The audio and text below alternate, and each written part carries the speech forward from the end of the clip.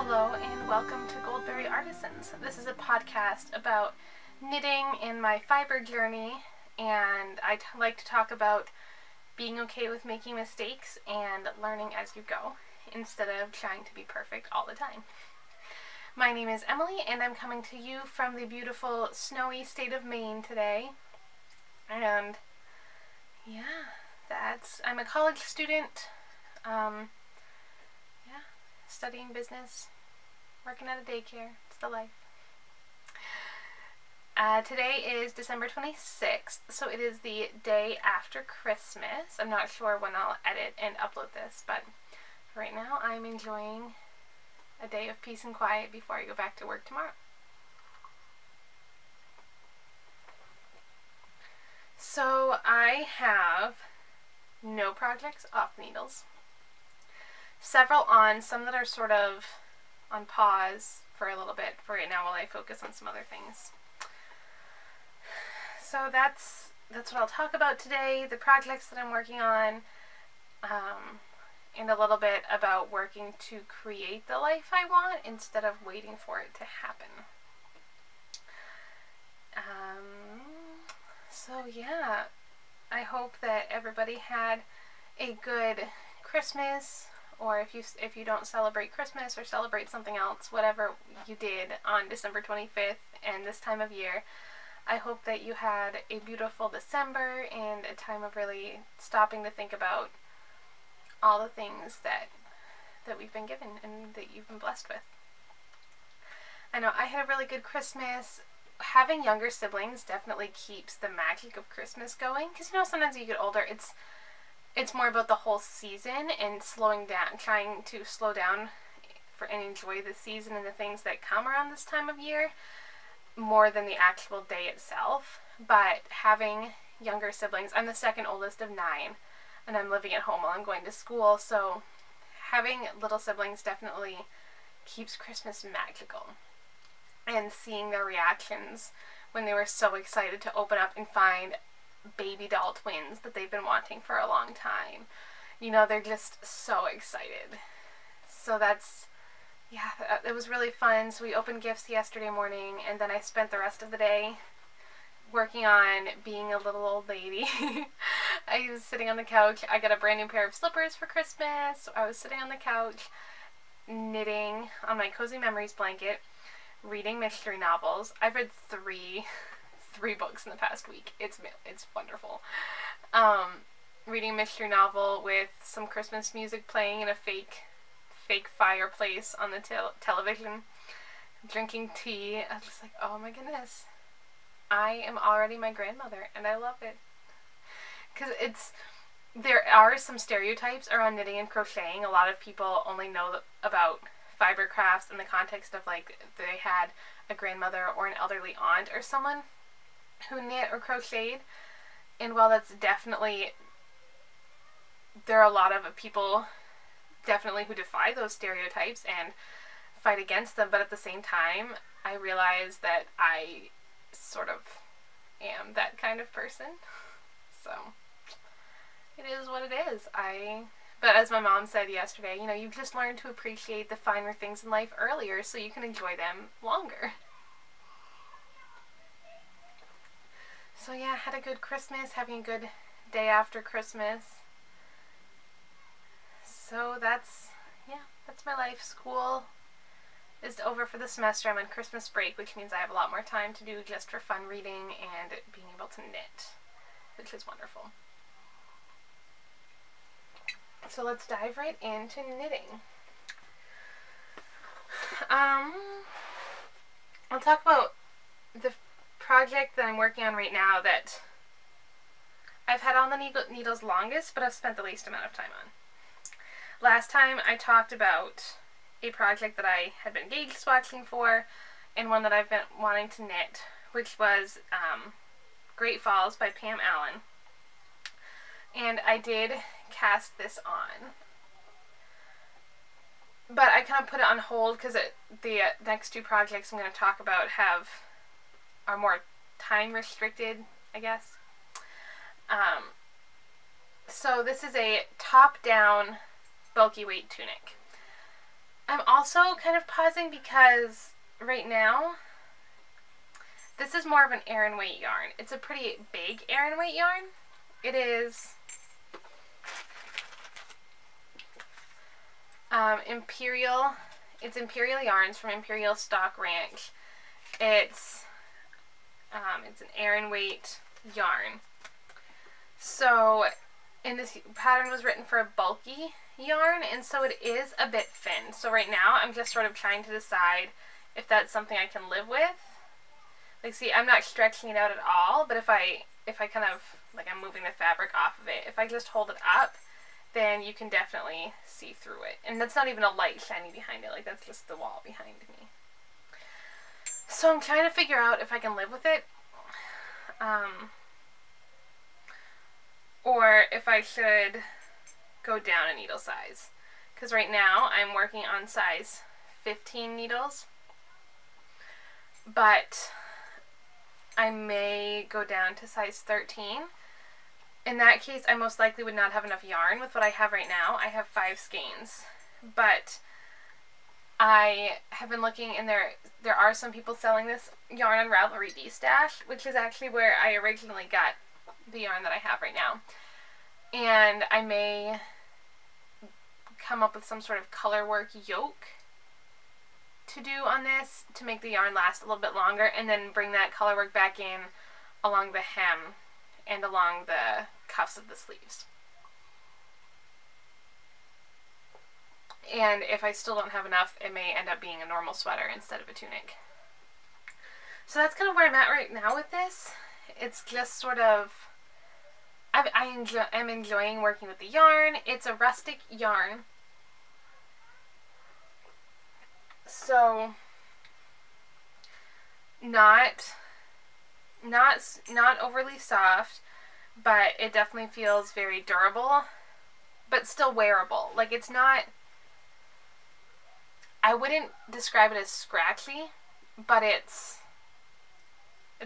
in between, like a scratchy yarn and a soft yarn. It's kind of in the middle. And yeah, I like working with it, and you probably can't really tell. It's a dark brown, but there are some flecks, some very small hints of red, and even like very dark purples. So it's not a straight brown, but I like the yarn. I don't like knitting with yarns at gauges that make them too loose. I will with fingering weight yarns to make drapier, like scarves and shawls, and sometimes even sweaters, maybe. But the bigger the yarn gets, for me personally, the more I like it to have a nice, firmer gauge, especially for clothing. Because I don't want this to just hang, and I don't want it to be super see-through, because then that limits what I can wear underneath it. So yeah, I'm kind of at a standstill with this right now. Sorry, the knitting needles keep clanging and making noise. I'm just kind of at a standstill with this. The pattern so far is really well written, easy to follow, but I just can't quite decide about it. And I think almost all of the knitting needles that I'm using are Knit Picks interchangeable set. And it's the only interchangeable set I've ever used, and I like them. Now, I have found the wooden needles can be more prone. I've broken a couple tips. One of them was because I kneeled on it. Another one was because it fell on the floor during a thunderstorm while my family was camping, and it got stepped on. But there was one time when I was using one of their wooden needle tips there's a knot in the yarn, and I'll often just, especially when I'm using skinnier needles, use the needle tip to pull the knot out, and I went to do that, and it just kind of splintered off. So, and I still have some of the wooden tips. I like using them, but they are not overly sturdy, I wouldn't say. But I have a couple sets of, after I broke a few sets of the wooden ones, I got some of the metal ones. I've had good luck with them. They're not overly sharp. Even the smaller ones are not super sharp and pointy. Yeah, you can't see that. But, so if you're really into lace, you would probably not want to look somewhere else. you'd want to look somewhere else for an interchangeable set, but they're very cost effective, and for me right now, I just sort of buy needles as I need them. If I was going to look to spend a lot of money to invest in one big interchangeable set, I would probably do some research into some of the other sets. But for right now, I'm happy with my Knit Picks interchangeables.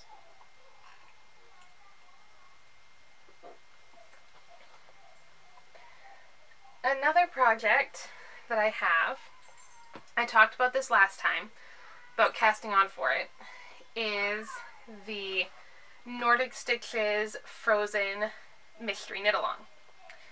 And if you are, the Clue 4 was released on Christmas Eve. I'm still working on Clue 2.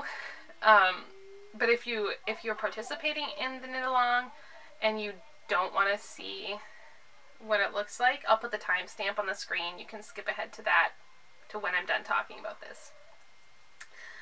So, okay. I'm partway through row, I apologize. This is, it's going to be hard to see that dark brown, sorry. This is a shawl, and it's basically this sections, I'll insert some closer videos so you can see. It's a section of a diamond lace pattern, and right now I'm working on a different colored kind of seed stitch panel. And I've seen the finished object photos that Lily posted, and it's basically, there's a few of these panels interspersed with color A, with this first color. And I've had a lot of fun working on this because of the diamond pattern. It's not something I could work on while I was still doing homework because I had to pay attention to what was going on. But this seed stitch section has been really easy to work on, really simple. Yeah, I'm definitely enjoying this. Mystery knit alongs, this is the first time I've ever done one, and I haven't really been following along on anyone's progress.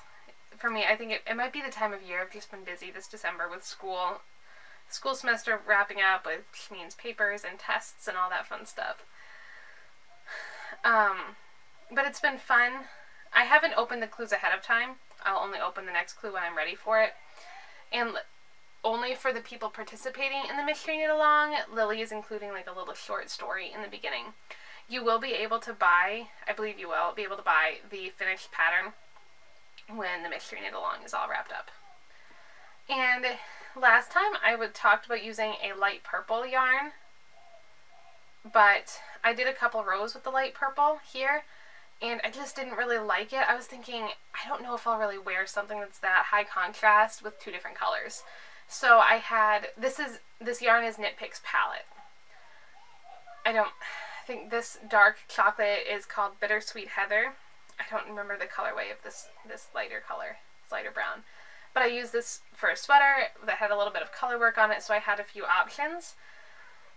And I may not have enough of this tan, but if that's the case, I have, like I said, I have a couple other colors that I could do. Like, so this is the one I'm using, and I could easily use either one of these for another piece. Because it's high contrast to the chocolate brown, but because they're all browns, it's all going to be a neutral, so it'll be easier to wear and match clothing that I own. Like, this would easily match the outfit that I have on today. So yeah, it's been really enjoyable to work on, really fun. Yeah. I always struggle with participating in knit-alongs. I'm really bad at following along in a thread or a hashtag on Instagram. Although I should try, because now on Instagram you can follow a hashtag. Like, have it show up in your newsfeed. I haven't tried that yet. I may have to do that. But this is living in... I don't normally talk a ton about acquisitions and things that I buy, either yarn or otherwise. Just because it almost, I used to when I first started podcasting, because that was sort of the norm for people to talk about their acquisitions. But I found that for me, it just almost made me feel like I needed to keep buying more things to have things to talk about on the podcast. So I've kind of stepped away from that, talking about all the stuff that I bought. But I do want to talk about this bag. This is from Misty Mountain Made. I have another one of her project bags that I bought with a hand-embroidered bell from Beauty and the Beast on it, and I love this bag. I don't buy a lot of project bags. I have some that I've been given, or I have bags that like are not specifically knitting project bags that I'll use, but I bought that one because I love Beauty and the Beast. And then this one, she had it, there were some mistakes in it, things just where things hadn't lined up properly when it was being sewn. So it's not that there's anything wrong with the bag, it's not going to fall apart. It just wasn't up to her standards for selling things in her shop. But she had it for a much reduced price because of those mistakes. And so I nabbed this. And I've done this a little bit with this project. During the first part of this, it was too complicated. I couldn't walk around with it and knit, but you can slide it onto your arm, and then it's easy to carry around. You can knit while you're walking. Sometimes I'll do that. I have a Fitbit, and so sometimes if I'm trying to get steps at the end of the day, I'll just walk around the house, and so I can see myself using this to knit while I'm doing some laps. Yeah, just super portable, nice, sturdy box bottom, so it sits really nicely, and I love this fabric. So pretty. Yeah, so I love both Misty Mountain Made bags that I have. My next project, I can't talk a ton about it. I'm doing a test knit for Annie of This Bird Knits. And if you remember my last episode, in one of my previous episodes, I was talking about knitting, trying to think through what I decide to cast on more, and thinking, okay, what do I need in my wardrobe, what do I wear, versus what do I think I'll wear. And something I've noticed is that I don't have a hand knit cardigan.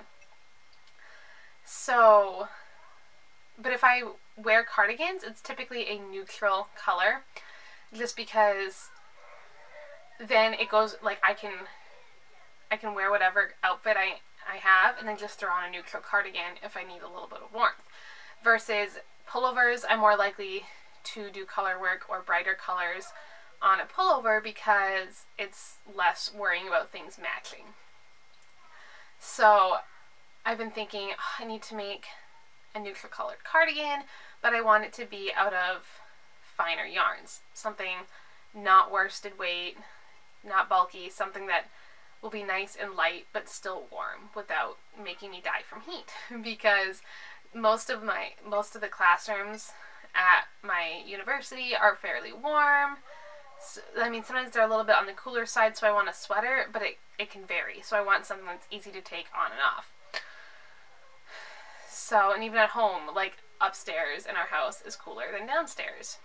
So having a nice lightweight cardigan and then is good, and that's what I've been thinking about knitting. Been looking around at some patterns, hadn't quite found one that I was really in love with, and didn't really have a yarn in mind or anything.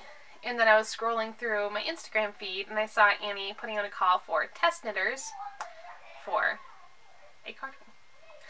And then, at first, before I read the caption, I was just like, oh, that's a really pretty sweater. And then I read the caption and found out the yarn that she had knit her sample out of. And she wasn't requiring that the test knitters use that yarn, but she provided a coupon code with it. Can we go outside? Yes. Emily.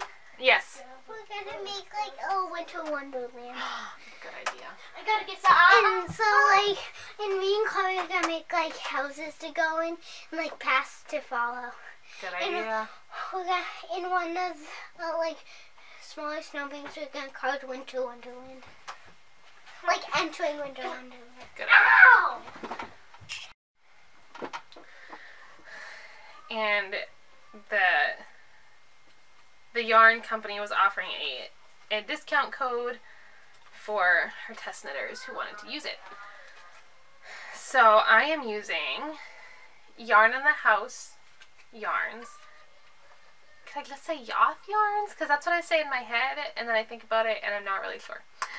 But anyway, it's their mother, which is their mother base, which is a heavy lace weight. It's 550 yards to 100 grams, and it's 100% domestic Rambouillet wool. And this is the shiitake colorway. So, I've already used up one of the cakes. I bought three skeins. And I like this because it's like a brown and a gray all at once. So it can go with some, if I'm wearing brown, it can go with brown, but it can also go with some blacks and grays. So I really love working with this yarn. I've never used anything from Yarn in the House before, so that's why I was even more excited to do this test knit. It is a dream to work with. And it's so hard because a lot of yarns that people use and a lot of yarns that indie dyers will sell are merinos, and so my first thought is to compare every yarn to merino, but there are so many more breeds than just merino. But it's a breed that a lot of people are familiar with. So Rambouillet, I don't know a lot about different breeds or anything, but it's not merino soft, but it's still soft, not scratchy, not itchy. And I can tell it has a wonderful drape, and I'm hoping that it's going to wear really well, because I can see myself wearing this cardigan like all the time. But it has a gorgeous drape to it. This is my gauge swatch, so that it's super simple to work on. Perfect, like car knitting, reading, TV knitting, whatever. Perfect to work on all the time, which I kind of have been recently. And yeah, I'll definitely keep you updated when it's done. So it's just so much fun to work on. Lately, I've been realizing I'm becoming more of a monogamous knitter than I used to be. Like, I have multiple projects on the needles, but that Great Falls tunic I haven't picked up in like weeks. I kind of cast it on while I was waiting for this yarn to arrive, and for the first clue for the mystery knit along to come out, I needed something to work on, so I cast it on. But I sort of like I'll just work on one project all week long, and that's all I want to work on. Oh, just where I'm at right now, I guess.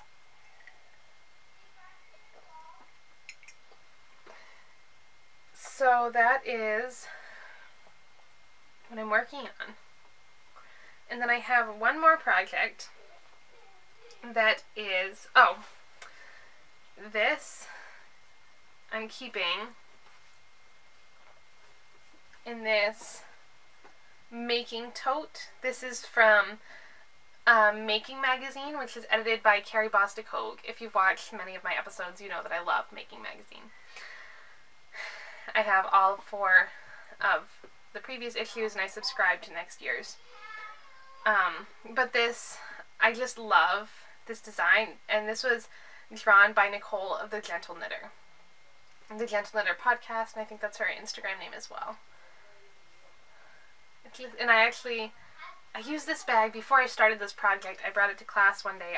There's a day when I only had one class because my other one was canceled, or I don't remember why.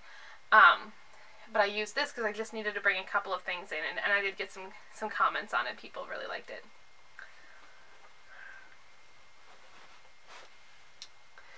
So my last project that's currently on the needles is one that it's my Cozy Memories blanket, which, you know, just had going forever and will go forever. But it is officially a square. So I have 10 squares across. And so I have finally knit 10 rows. 1, 2, 3, 4, 5, 6, 7, 8, 9, 10. I've actually knit 11 and a half rows at this point. So this is what I worked on. I've done, since last time, I've done a few squares since I last recorded, but it was really like yesterday. I just went to town and put in like 12 squares. And I love it. I'm having kind of some fun too. Last time I talked about how when I get down to little scraps left over after I've already knit a square with a mini, then I have a little bit left over.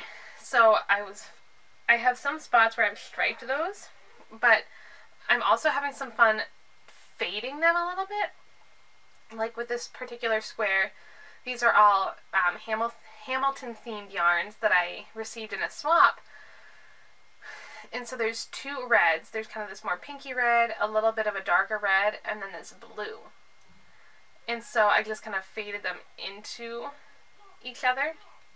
And I used a magic knot to connect them together, so that way I have less ends, and it looks it's more natural. It might switch in the middle of the row. So I've had a couple. This square as well, there was this very dark purple color, and then I used this blue and then transitioned into this blue and white.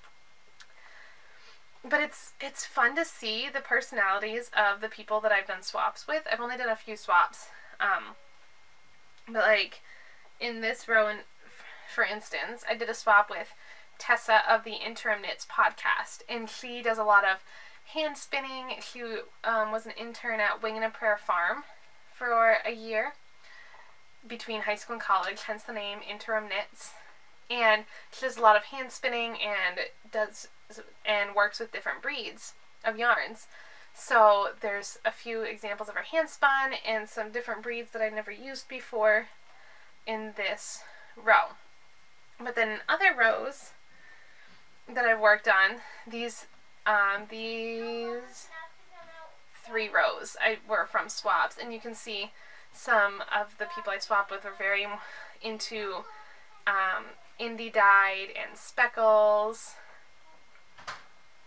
So it's just kind of cool to see the personalities of people that I've swapped with coming out in my blanket, because I decided I did a couple swaps and kind of interspersed the yarns that I got with my own scraps.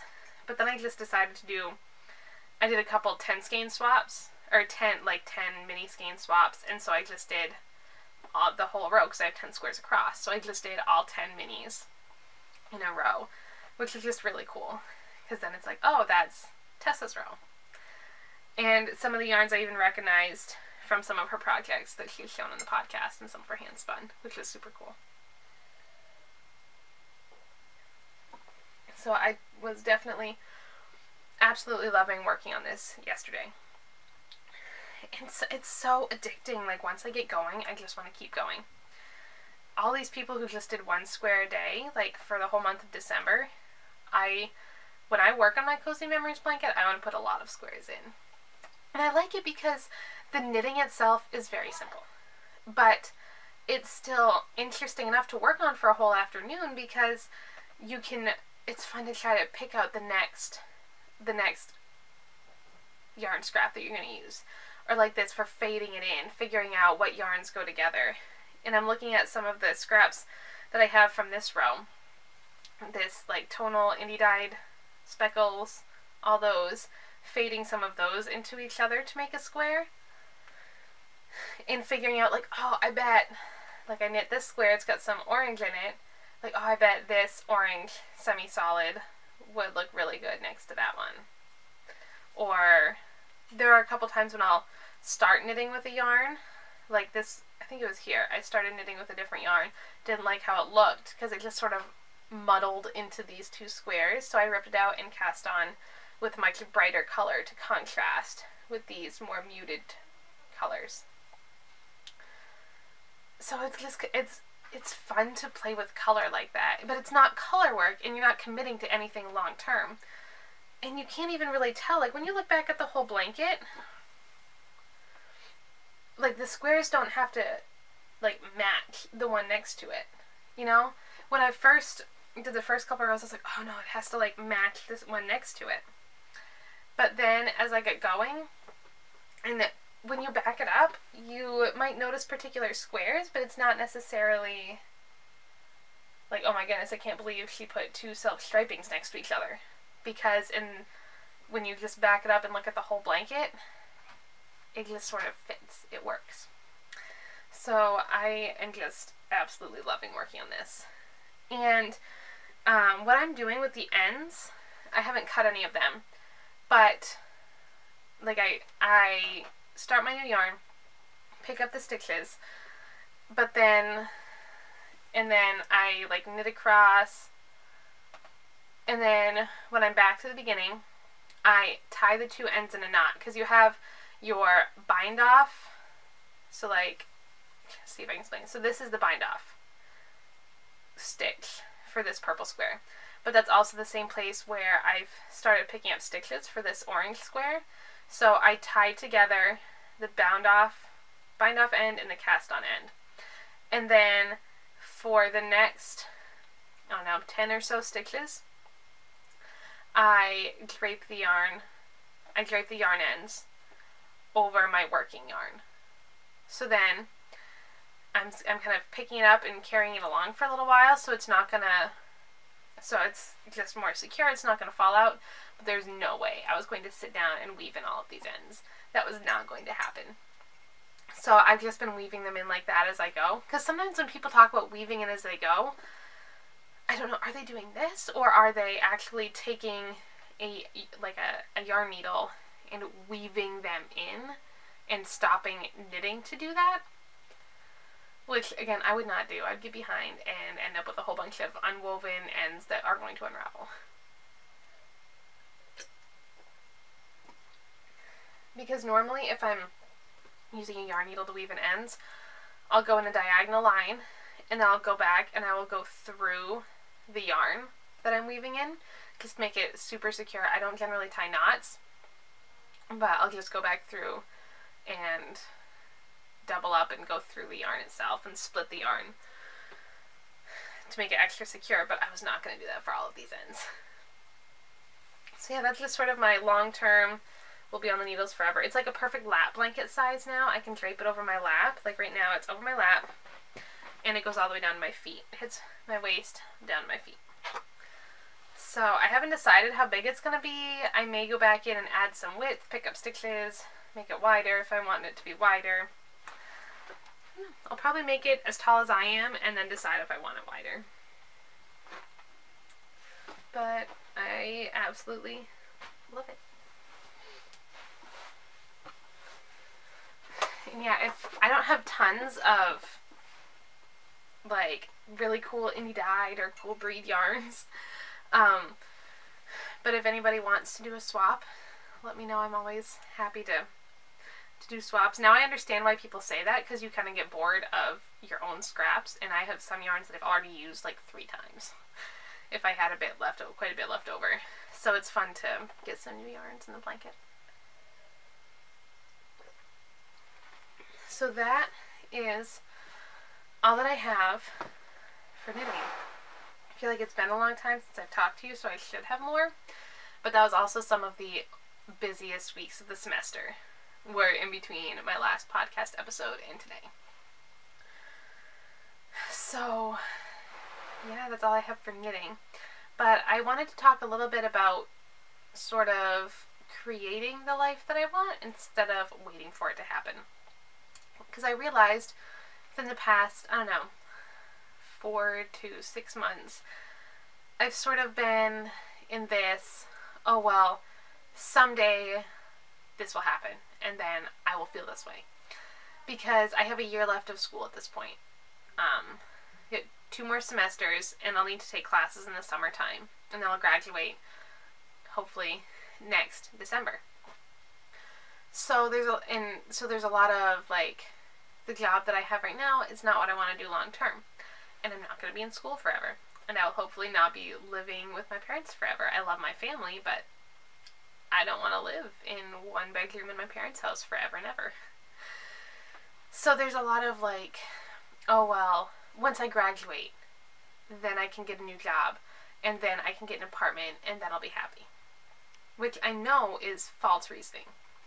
Because we always, it's a human tendency. You're like, oh, well, once I get this, or do this, or have this, then I'll be happy. That's not the way it works. But I think, oh, well, maybe, you know, when I have my own apartment or my own house, then I can decorate it how I want, set things up, have a more creative, like, a space, a room where I can relax and rest and enjoy looking around because it looks pretty.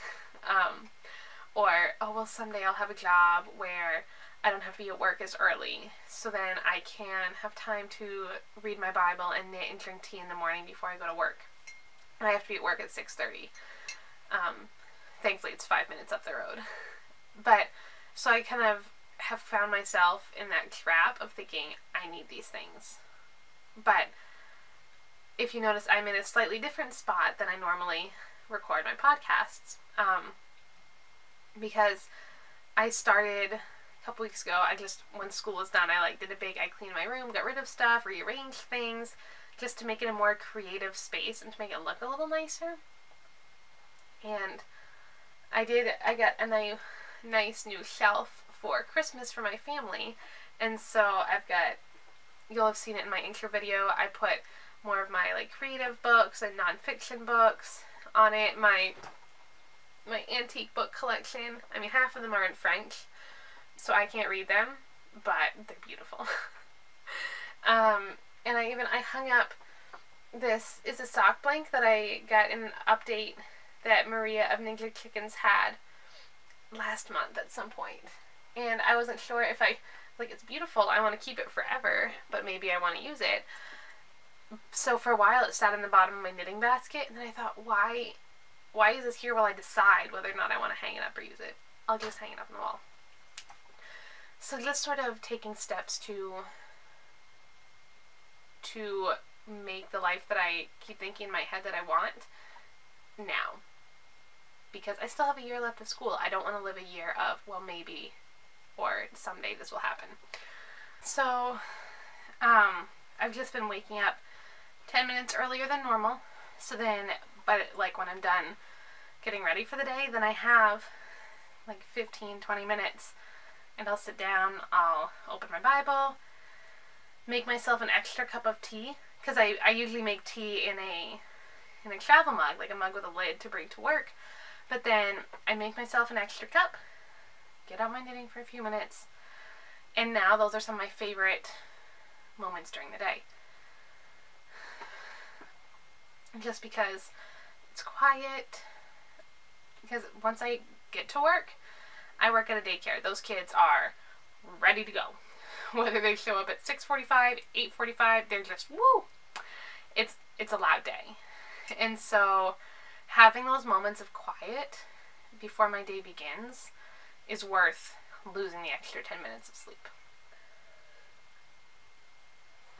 So instead of just, well, someday I'll get a job that I can do this. Well, that might not happen. So just kind of carving out those moments instead of waiting for them to happen to me, because they're not just going to happen to me. So, yeah. I say so yeah a lot, I'm sorry. I'm just a college student trying to figure out where I am in the world, what I'm doing, who I am, you know. So these little things that I'm just trying to work on and trying to create the life that I want, basically. So whether that's through something simple like, I don't know, buying myself nicer tea because I like nicer teas. So, you know, just different things that I'm trying to do. And even, it sounds funny, but I guess I can segue into my what's making me happy little segment. Putting on lotion lately has almost become like a little self-care thing that I'll do. Not just like keeping lotion around to put on, but even when I put lotion on my hands, I'll kind of like massage it into my hands rather than just rubbing it in and moving on. I'll just take a minute and like just massage it into my hands more slowly. Because a friend and I went to get our nails done at the end of the semester. I told her it was to celebrate the end of the semester, but I really knew her boyfriend was going to propose to her that weekend. And so I thought she would appreciate it if her nails looked nice. So, but my favorite part was when they just like massaged lotion into my hands. It was amazing, and it was so relaxing. I was like, okay, I don't have to pay however much money to sit here and have them massage my hands. Like, I can put lotion on myself and do that. So that's just been something in the past couple weeks that I've actually like started enjoying putting lotion on instead of something that I have to do. It's like, oh, I have that lavender lotion on my dresser that I put on before I go to bed, and I just massage it into my hands. It sounds weird, but I like it. Something else that's making me happy right now, I mentioned that I have finished 3 books in the past week, and all 3 of them have been in the Inspector Gamache series by Louise Penny. And for the life of me, I can never ever remember what they're all called. But I'm just looking up to see if I can figure out which 3 I've read this week. Because I've read them slightly out of order because my library only has some of them, so I've jumped around a bit, which kind of messes with a couple of the longer story arcs, but you can read them out of order. Like, I did not read book number 1 first. I read like number 6 first. But the ones that I have read are The Brutal Telling, which is book number 5. I think so. I read book number 5, and then I read 8 and 9, and now I'm working through number 10. But they're just so good. They're mystery novels. In case you haven't read them, I love them. I think there's 13 books now. She's come out with 13.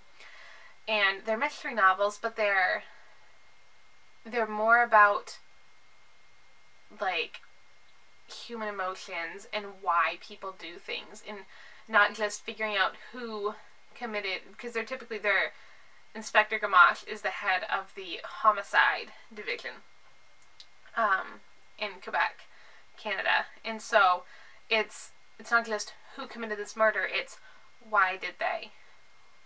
Who, like, what were they feeling? Why did they do this? When did they have a problem with this person that over years just gradually led them to do this? And it's just so fascinating, and there's a lot of recurring characters in this one little village. And so it's just so good, and it just probes into human emotions and motivations and why we do things. And I just completely, over the past week, have entered into Inspector Gamache's world and just jumped right in, and I've read 3 books and I'm partway through another one. I just love her writing style. Is so good. If you like Agatha Christie's mystery novels, you will love these, because Agatha Christie, especially in her Poirot books, dives more into the thinking behind the act rather than the act itself. And Louise Penny just takes that to a whole new level. It's much less about the crime and more about the why. My little sisters are playing outside. One of them is in tears right now. I can hear it. And I don't know if anybody else does this, but I forget the endings of books. Like, I can remember that I liked a book. I can remember sometimes who the book was about, maybe what it was about. But, like, I could tell you details from the middle of the book, but when it comes to the end of the book, totally forgotten. Like, even my sister and I went to see Murder on the Orient Express when it came out last month. which is based on an Agatha Christie novel. And I listened to the audio. I've read the book before, but I listened to the audiobook again before we went to see it. And I was sitting there listening to it, and I was like, I don't even know how it ends. Like, it's a surprise. I don't know how it ends. I forgot. And when I get closer to the ending, then I could remember, oh yeah, this is the ending. This is who did it.